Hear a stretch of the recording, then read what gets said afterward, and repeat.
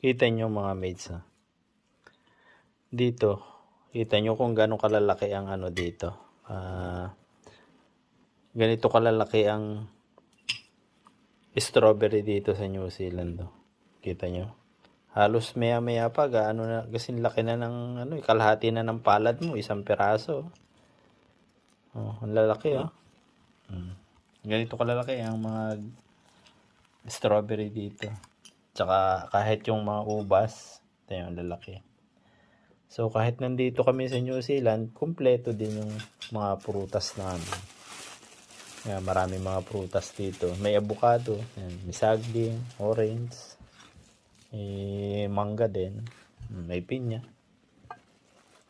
So yan. Dito ako bilib sa mga ano, ang lalaki oh. Kami yung mga strawberry.